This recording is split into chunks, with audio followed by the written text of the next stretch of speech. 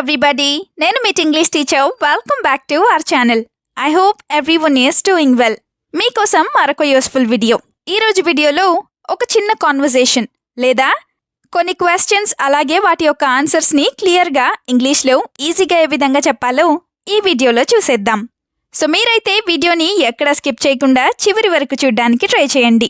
Video గనక మీకు యూస్ఫుల్గా అనిపిస్తే మర్చిపోకుండా ఒక లైక్ చేయండి. మీరు చేసే ఈ లైక్ ద్వారా ఈ వీడియో మరికొంతమందికి రీచ్ అవుతుంది.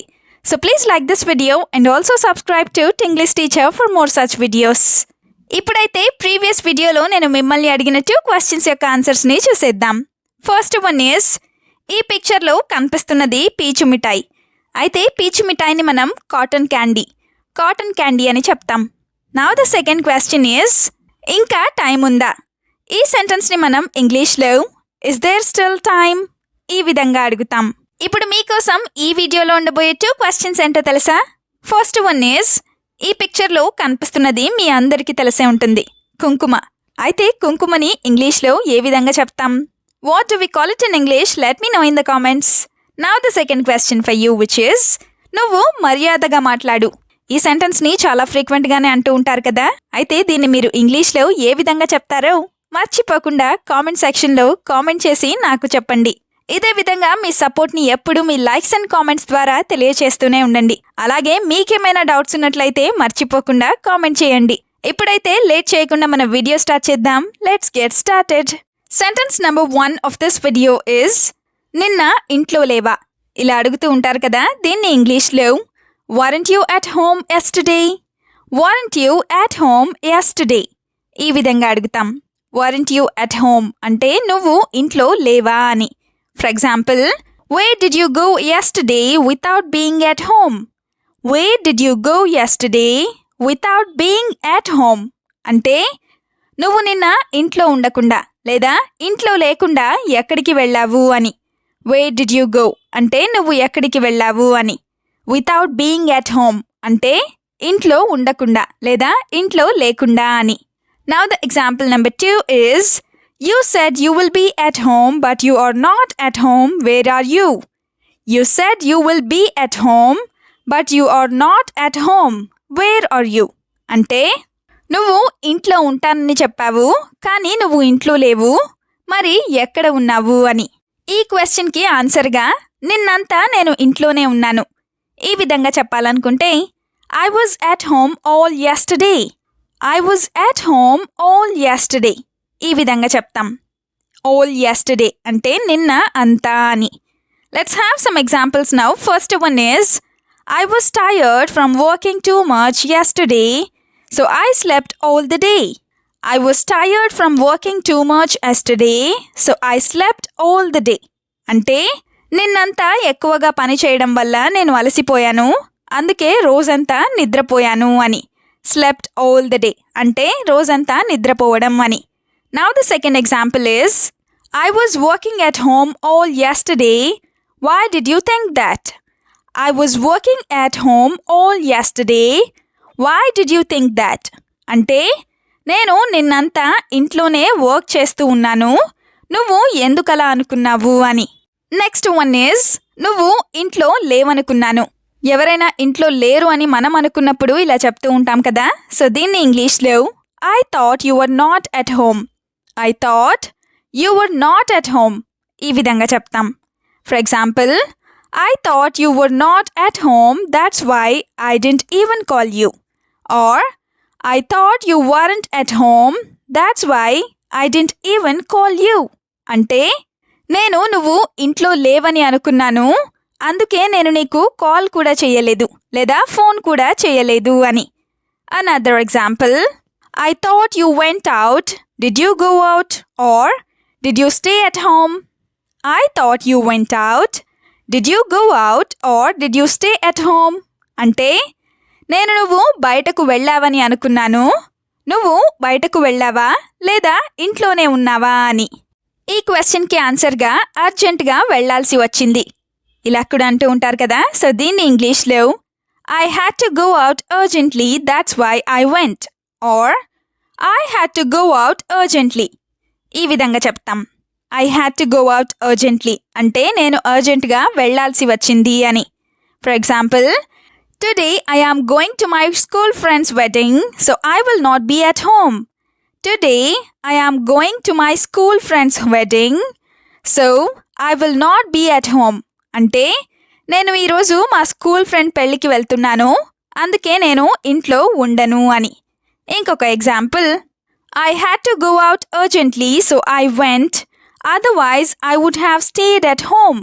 Are I had to go urgently so I went otherwise I would have stayed at home అంటే నేను అర్జెంటుగా వెళ్ళాల్సి వచ్చింది, అందుకే వెళ్ళాను, లేకపోతే నేను ఇంట్లోనే ఉండేవాడిని లేదా ఇంట్లోనే ఉండేదాన్ని అని.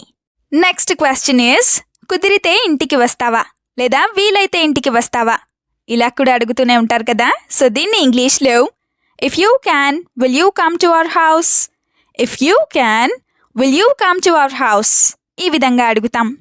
ఇదే సెంటెన్స్ని if it is possible for you can you come to our house ఇలా కూడా అడగొచ్చు. Now the first example is, do you have any work to do now? If nothing else, come to our house. Do you have any work to do now? If nothing else, come to our house. అంటే ఇప్పుడు నువ్వు చేయాల్సిన పనులు లేదా ఇప్పుడు నీకేమైనా పనులు ఉన్నాయా, ఏమీ లేకపోతే నువ్వు మా ఇంటికి రా అని. Now the second example is, if you can come, come. I will not trouble you. If you can come, come. I will not trouble you. అంటే నువ్వు రాగలిగితే రా, నేను నిన్ను ఇబ్బంది పెట్టను అని.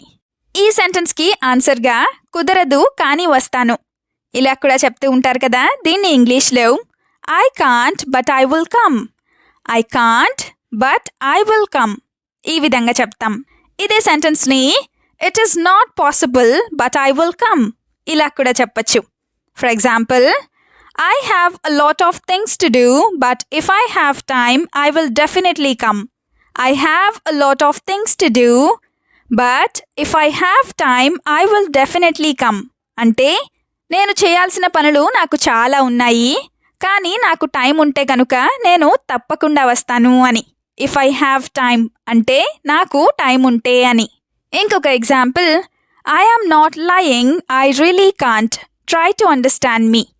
I am not lying, I really can't. Try to understand me. అంటే నేను అబద్ధం చెప్పడం లేదు, నేను నిజంగానే రాలేను, నన్ను అర్థం చేసుకోవడానికి ప్రయత్నించు అని. నెక్స్ట్ వన్ ఈజ్, ఏ టైంలో వస్తావో చెప్పు. ఏదైనా ప్లాన్ చేసుకున్నప్పుడు ఇలా అడుగుతూ ఉంటారు కదా. సో దీన్ని ఇంగ్లీష్లో tell me what time you will come, tell me what time you will come ఈ విధంగా అడుగుతాం. వాట్ టైమ్ అంటే ఏ టైం అని. For example, tell me what time you will come. I will complete all my work by that time. Tell me what time you will come.